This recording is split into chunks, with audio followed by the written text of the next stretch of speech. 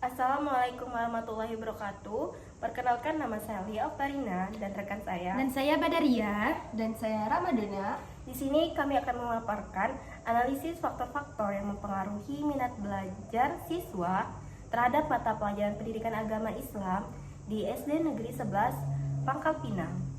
Baiklah, langsung saja. Pada tanggal 11 November kami melakukan observasi ke SD tersebut. Nah, dan kami menyerahkan surat itu kepada kepala sekolah. Pada hari itu juga kami langsung disuruh observasi untuk memasuki kelas 4. Nah, yang dimana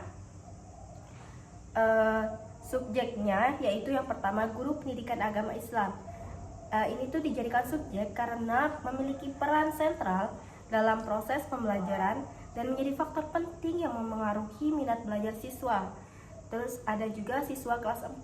Nah, siswa kelas 4 ini juga sebagai subjek penelitian karena mereka berada pada tahap perkembangan kognitif yang mulai matang untuk memahami konsep-konsep dasar dalam pembelajaran.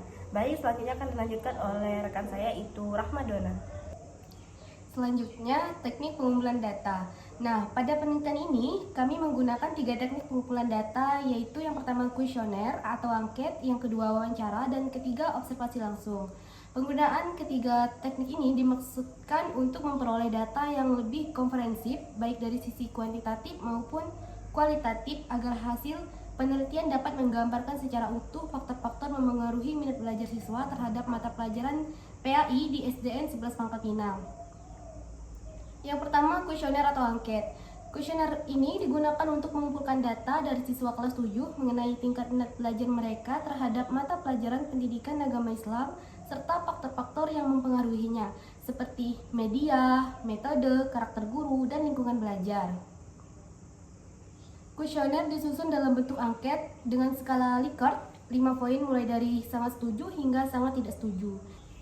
Nah, selanjutnya wawancara. Wawancara dilakukan dengan guru pendidikan agama Islam di SDN 11 Pangkal Pinang untuk mendapatkan informasi lebih dalam tentang peran guru dalam menumbuhkan minat belajar siswa terhadap pelajaran PAI.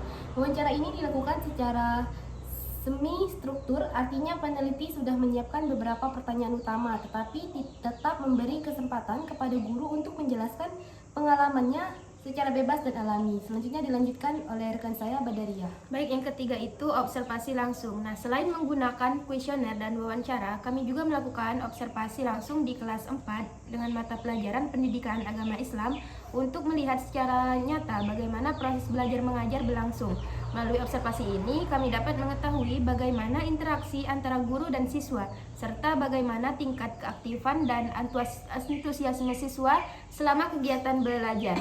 Nah, dalam kegiatan observasi, kami juga memperhatikan hal-hal seperti cara guru mengajar, cara menjelaskan materi, penerapan nilai-nilai keagamaan, dan respon siswa terhadap pembelajaran. Hasil observasi ini digunakan untuk melengkapi dan memperkuat data dari kuesioner dan wawancara, sehingga kami bisa mendapatkan gambaran yang lebih lengkap dan jelas tentang guru PAI dalam meningkatkan minat belajar siswa di SDN 11 Pangkal Pinang.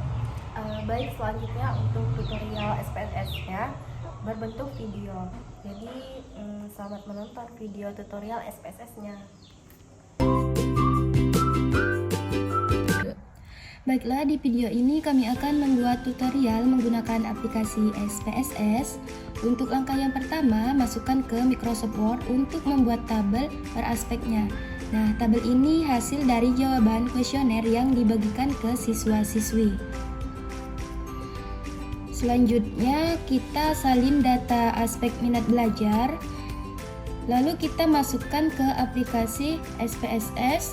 Tempelkan data yang kita salin di Microsoft Word tadi ke data view. Nah, selanjutnya kita salin datanya ke data view. Terus kita alihkan ke variabel view untuk merubah namanya menjadi P1, P2, P3, P4, dan total. Selanjutnya kita masuk ke desimal. Desimalnya kan 2, jadi kita ganti menjadi 0.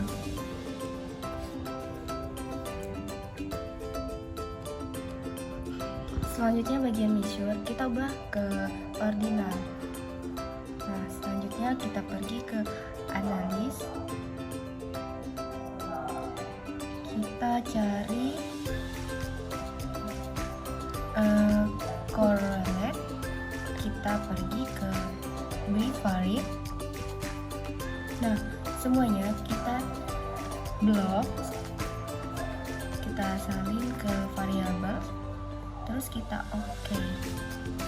Nah, disinilah kita melihat data tersebut valid atau tidaknya. Untuk aspek berikutnya, langkahnya tetap sama seperti aspek nilai belajar tadi.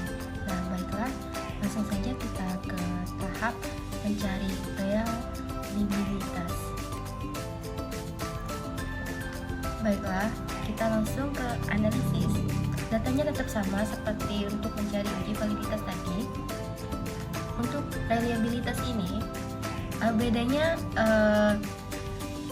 tadi kan kita mencari di correlate. Nah, sekarang kita mencari di Skala. kemudian kita carikan reliability analysis. Nah, ini kita blok semua. Kemudian kita pindahkan ke item. Nah, inilah hasil dari reliabilitas statistiknya. Untuk aspek selanjutnya, untuk mencari reliabilitasnya sama juga langkahnya seperti ini ya teman-teman. Selanjutnya kita menghitung data statistik deskriptifnya. Pertama-tama kita masuk ke SPSS. Nah, kita alihkan ke variabel view, masuk ke nama, tuliskan X1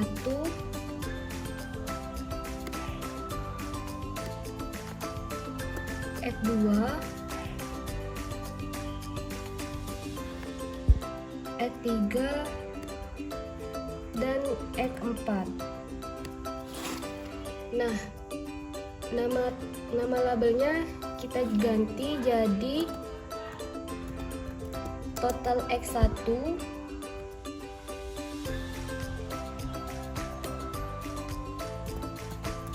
total X2 total X3 dan total X4. Selanjutnya kita alihkan ke data view. Kita masuk ke sini. Kita ambil yang skor atau nilai akhirnya.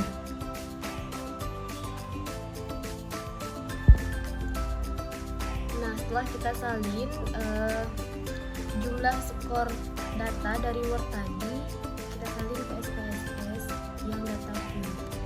Nah,